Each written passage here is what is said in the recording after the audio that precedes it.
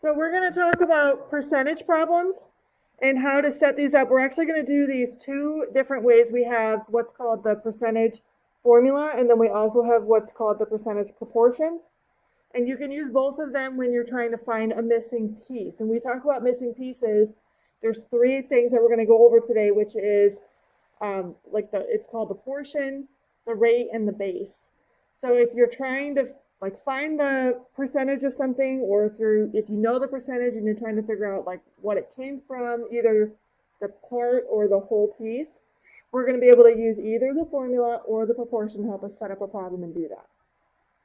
So the percentage formula looks like this. You've got your portion is equal to the rate times the base. And to simplify that, it's written as P equals RB. So P for portion, R for rate, B for base. So in this formula, your base, which would be B, that represents the original number or an entire quantity. So if I was doing a survey and I wanted the base, that would be every single person that I asked a question. The portion, which would be P, that represents a part of the base. So if I asked somebody a question and I was looking at just the people that said yes to that question, that would be considered a portion. So then your rate, or R, that's the percent that tells us how the base and portion are related. So if they say 75% of the users reported X, Y, and Z about it, that's how they did that problem. They looked at how many people used this, system or software, whatever they're talking about, and how many said that they had this problem. So that would be your portion, and then that's represented by a rate. So in order to identify these three things, for the rate is usually written as a percent. So they'll have it say 20% or 35% or 5%. If it's not written as a percentage, then usually you'll have a decimal or a fraction. So 0.5 or 0.06 or something like that to represent your rate. The base would be the total amount, or they might say the original amount or the entire amount. It usually follows the word of. Okay, so that's kind of a key word to look for, especially when they're writing out sentences. 15 is 25% of what? If that was what it said to you, that word that follows of is telling you that that's where the base would be. So your portion then would be a part or partial amount. It could be the amount of increase or decrease or amount of change, so how much something has gone up or down over time. And then it is a portion of the base, so it's like a smaller cluster of things from the entire amount that we were looking at.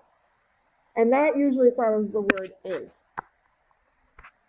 So those are two kind of key words to look for, of and is, to help you identify better what's the base and what's the portion.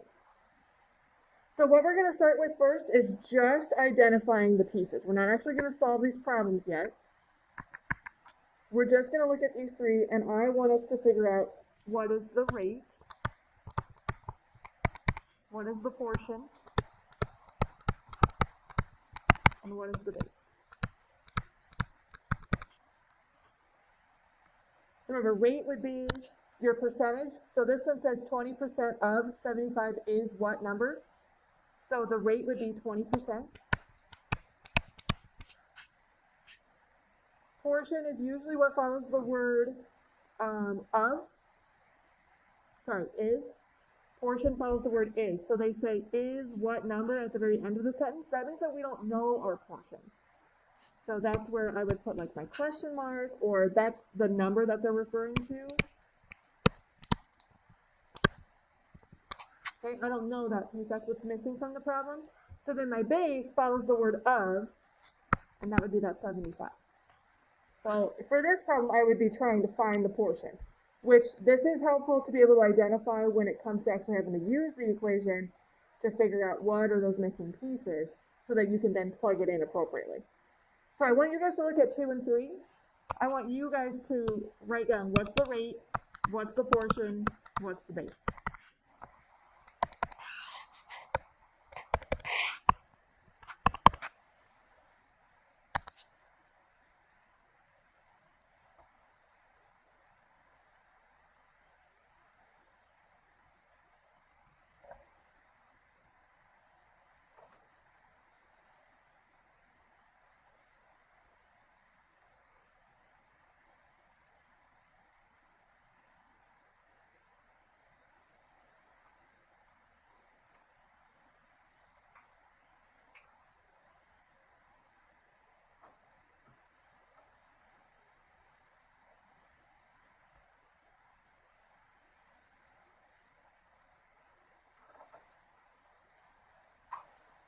So for number 2, what's the rate?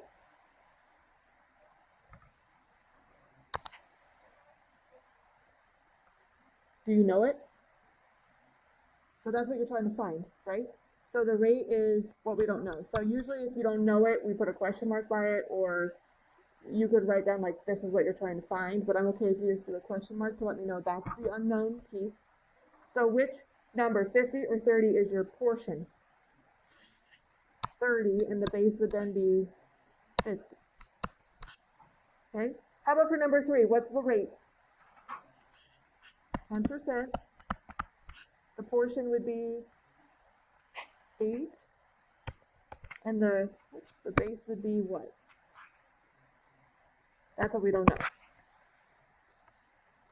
All right. So let's talk about how to use the percentage formula now to actually solve those types of problems. So if they gave you one of those sentences and you wanted to find the missing piece, that's when we can use that percentage formula.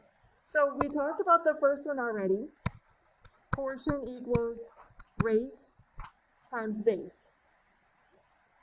When you are doing the percentage formula, you want to make sure that you have written your rate as a decimal. So like what we were doing yesterday, take that percentage, divide it by 100 to get the decimal. Because if you just multiply by 50 and not 0.5, your number is going to be too big. So you want to make sure that you convert that rate to a decimal. Now that's to find the portion. Okay, so portion is equal to rate times base. If I'm trying to find the base instead, then I want to take the portion and divide by the rate. Again, rate needs to be a decimal. And then last, if I want to find the rate, so if that's what's missing, the percentage is missing, I take the portion and I divide by the base. It's the same equation, it's just been rewritten so that you can find exactly what you need. So if you're finding portion, use the first equation. Finding base, you use the second one. Finding rate, you use the third one. In order to figure out which one you want to use, just like what we were doing, you need to identify the pieces from the problem that they give you to figure out what's the one that's missing so that you know which equation to use.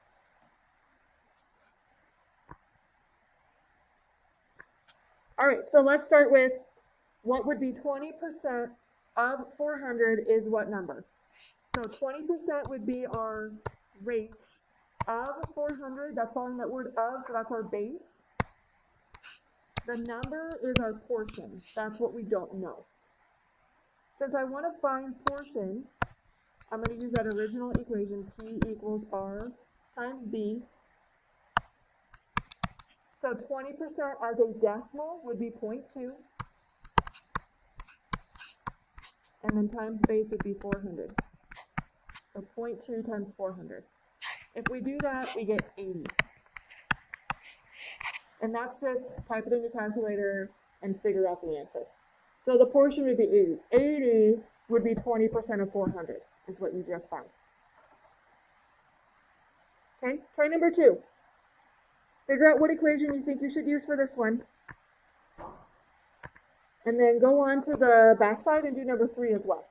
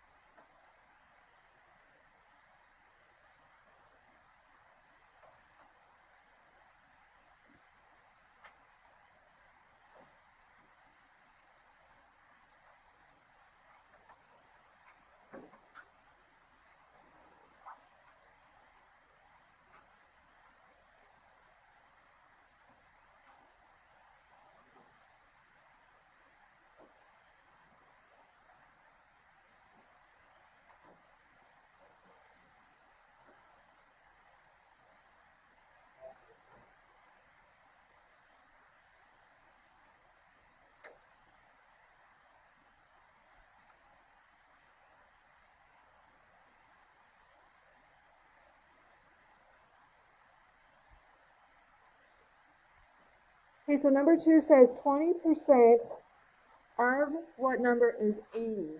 So what's the 20%? That's your R. 80 would be the portion.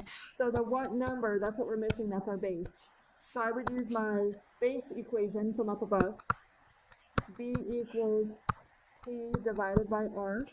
So we're going to take 80 divided by 0.2. Again, make sure that you write your rate as a decimal. What did you guys get?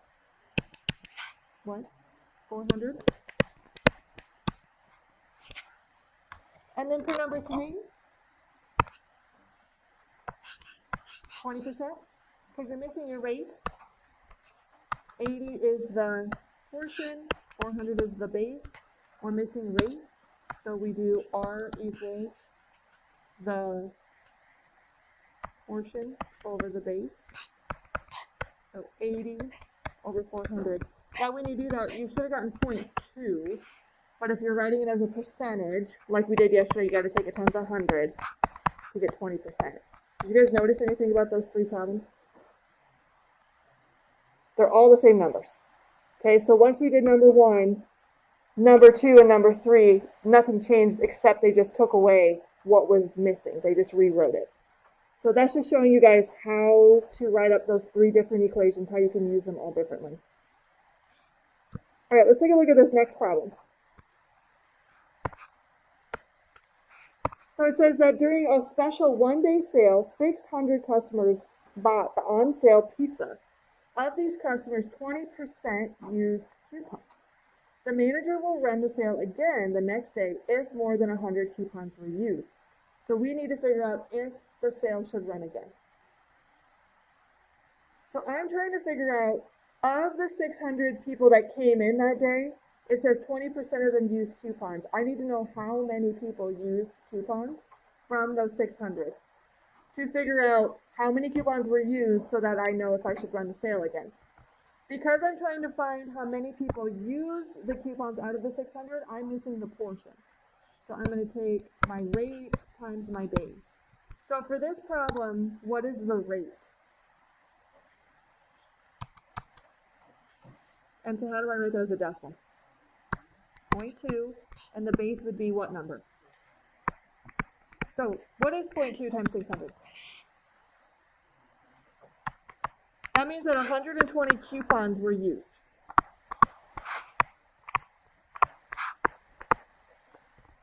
So should she run the sale again? Yes. So yes, sales should run again. Because that 120 is greater than the 100.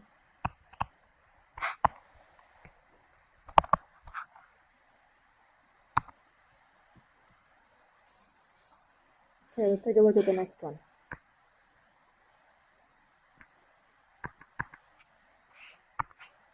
This one says that if 66 2/3% of the 900 employees in a company choose the preferred provider insurance plans, how many people from that company are enrolled in the plan? So what are we missing for this one?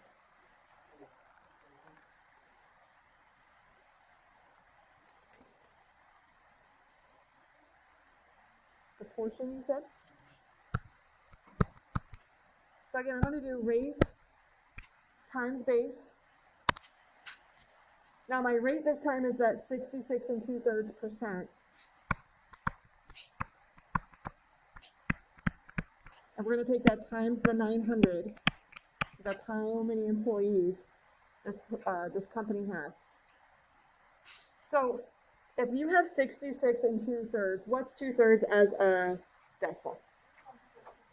0.6 repeating. So this would be 66.66666666 forever. So what would that be if I divide it by 100? 66.6 repeating would be what as a decimal if I divide it by 100? So it'd be 2/3, right? So if I change this to a decimal, it would be 0.6 repeating, which is the same thing as 2/3. So we take 2/3 of 900.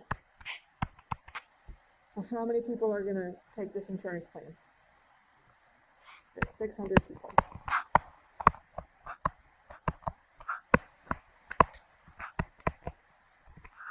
All right, so turn the page over, and I want you guys to try to do number 3. And then go ahead and try to do number 4 as well.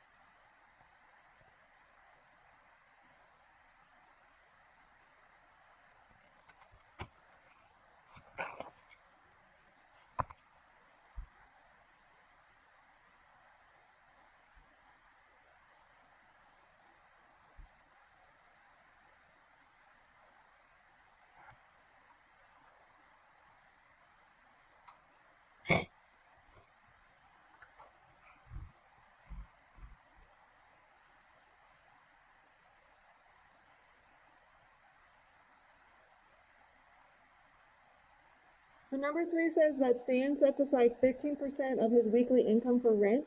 If he sets aside $150 each week, what would be his weekly income? So what are we missing from this problem? The base. We're missing how much does he make a week? He's not making $150 a week. He's just taking that out of his paycheck and setting it aside. So we're missing the base. So remember, base would be our portion over our rate. So for this one, what's the portion? Yep, and the rate would be 15%, which would be 0.15. So how much is he making a week? Okay.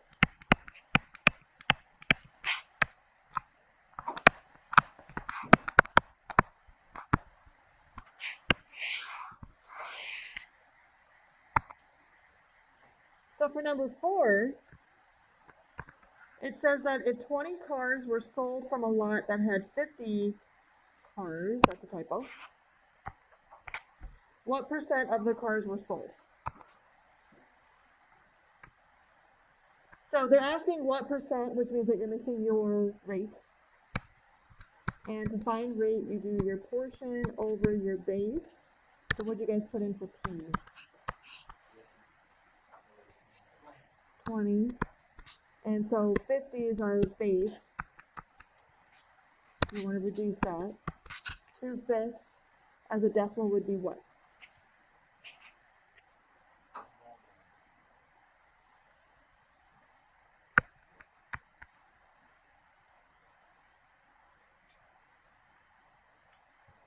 .4. And then we should take that times 100 to get our percentage. So we're at 40%. So 40% of the cars were sold. All right, now some of them won't be written out like in those story problems form. They'll look exactly like they did when we were identifying the rate, the base, and the portion. So these next couple here, for which one? 5? It's going to be 200%. So for this one, it says what percent. So we're using that same equation, that rate equation. And so we put our portion over our base. So for this one, it says 48 is what percent of 24? Don't always assume that the smaller number is your portion. Okay, so there will be times, and we talked about this the other day when we did section 1, that sometimes your percentages will go over 100, that it's rare, but it can happen. So for this one, you also need to put 48 on top because of 24, that of is that key word for your base. So then if we divide this is 2, and then if you take that times 100 to get the percentage, it's 200%.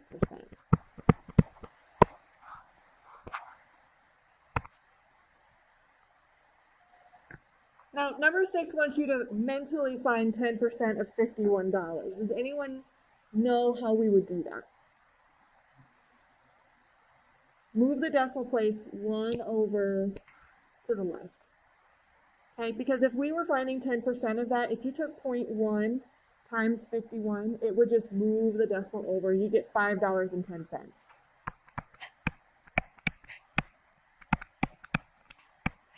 It's easy to do that if you've got like 10% or sometimes those 20 or even 50% can be easy to find mentally if you just think about what's the cost, and like 50% you just divide it in half, or something like that. 10% you just got to move that decimal over. All right, going on to the backside here. Find 15% tip on a restaurant bill of $48.18. Can you guys tell me how you would set this problem up? Yeah, but if you want to find it, what would you do?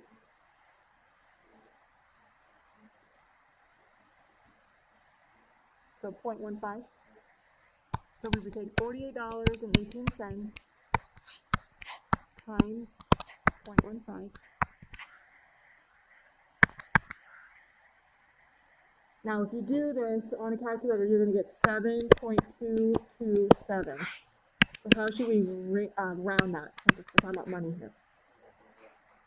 Good, $7.23. Let's go up a little bit. Okay, do number 8. Taxi fare is $24. Find the amount of a 20% tip.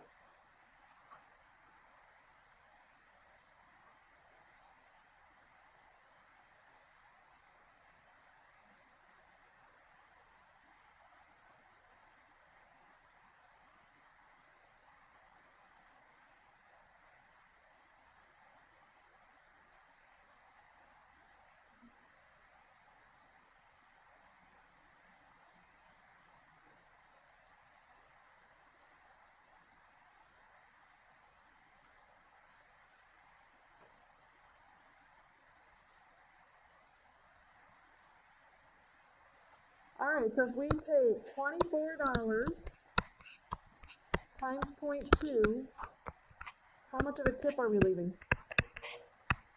Good, $4.80. All right, so that's our percent equation. Feel okay about that? So we're going to move on to the percent proportion now.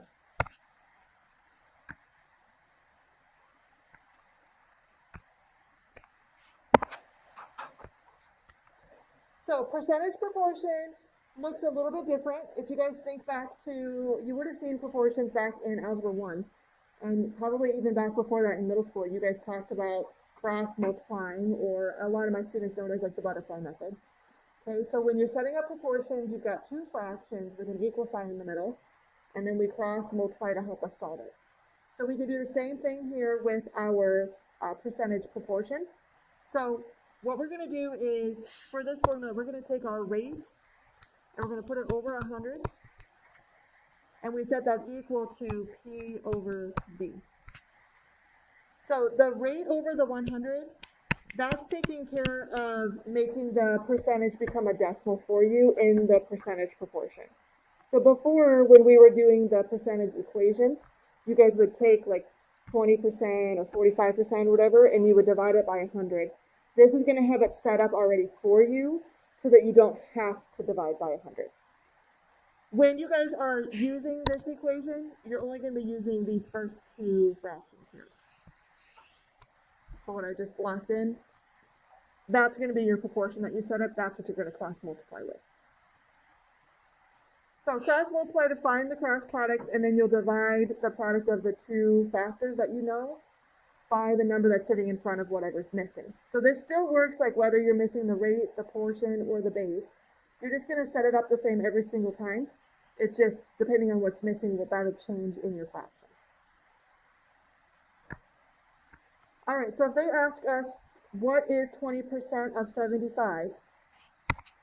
Again, if you need to, identify your pieces first. So 20% would be our rate. Of 75 would be our base, because it follows that word of. We're missing the portion for this one. So using that proportion up there, we would put 20 over 100, and then P over 75. And P is what's missing. We're trying to find the portion. So we cross multiply here.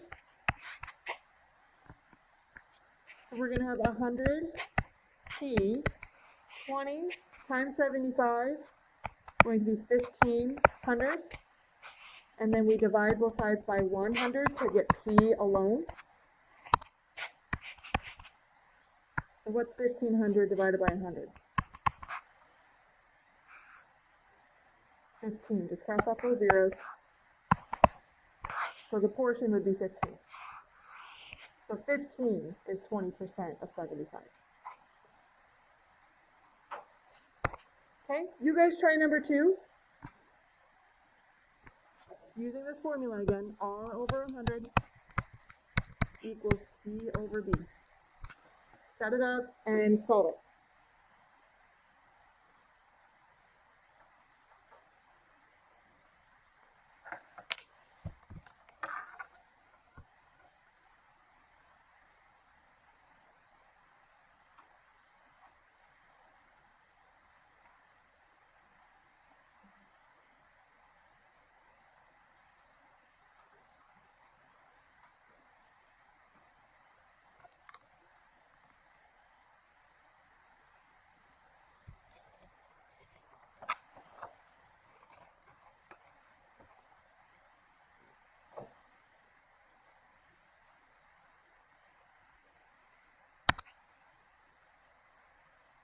So tell me how you set this one up. What numbers did you put where?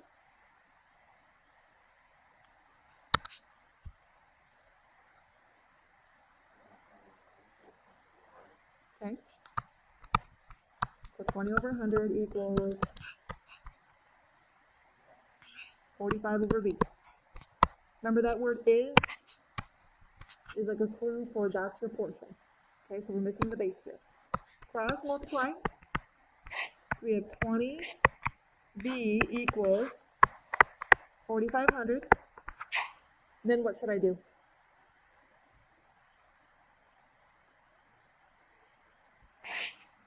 Okay, divide 4,500 by 20. What do you guys get? So 225. There's our base.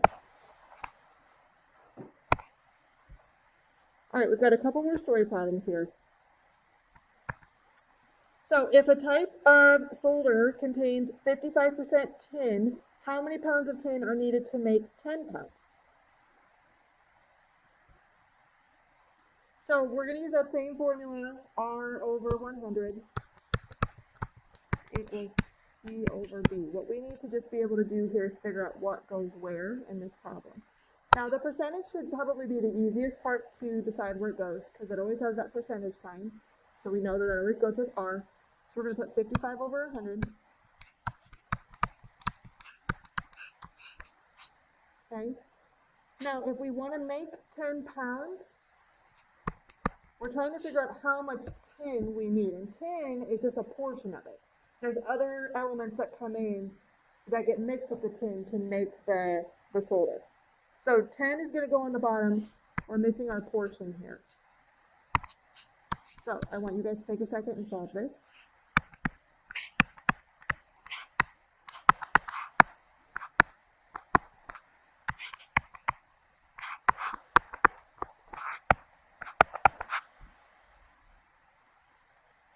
And when you've got it, tell me how many pounds of tin I'm going to need.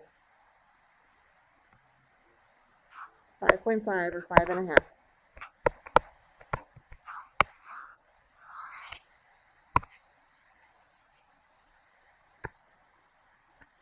All right, next one says, if a 150 horsepower engine delivers only 105 horsepower to the driving wheels of a car, what is the, probably should say, efficiency of the engine?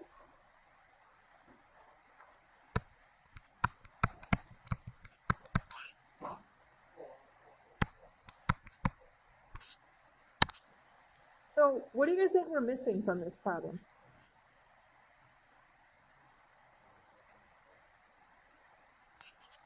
Like, are we missing the rate, the portion, or the base? The rate. We're trying to figure out what's the efficiency, and usually, if you're talking about how efficient something is, it's probably going to be referred to in percentage-wise. So we're missing R. How do I set up the other side of my fraction?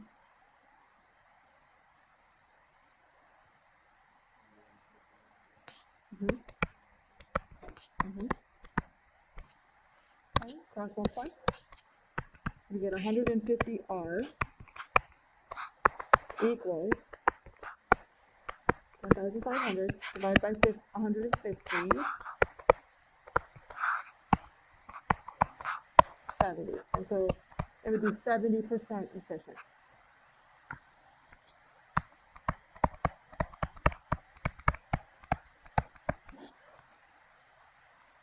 All right, last one we're going to do today.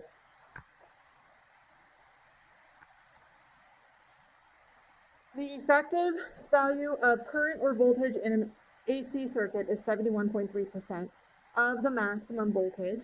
If a voltmeter shows the voltage of 110 volts as the effective value in a circuit, what is the maximum voltage?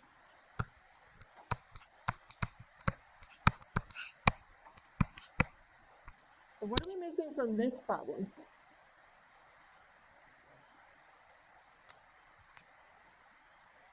Missing portion? Missing base?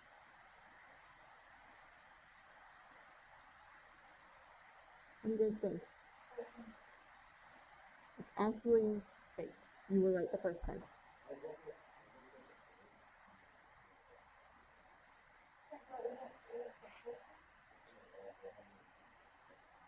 So it's asking what's the maximum voltage. So how much can it go all the way? And they're telling you that the 110 is what you have. Okay, so I know that the word of makes you think that, but they probably word it that way to try to trick you. Okay, so it works. So 71.3 goes on top of the rate, so over 100. And that 110, whoops, is what we have. And we put that over our base. So we cross multiply. So you have 71.3 B equals 11,000. And then we divide by 71.3. So let's go ahead and round this to the nearest whole number. So I believe as a decimal you get 154.277. If I rounded that to the nearest, like, volt, what would it be? If I wanted a whole number, would I just do 154 or 155? 154, because that 0.2 is going to leave the 4 alone, and that would be volts.